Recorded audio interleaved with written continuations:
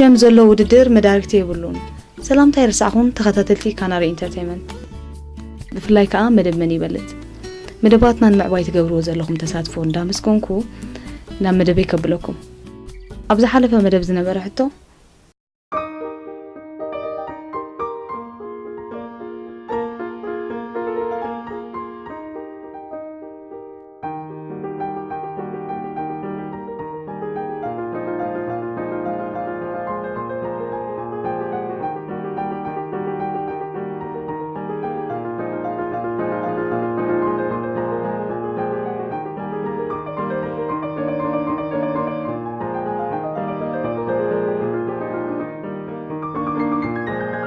نمنا يلومي حتيك أخبركم تقدمتي حلحلو انتي مالتي كدغملكم حلحلو انتي مالتي تدخل إدخا سيرش انتي مالتي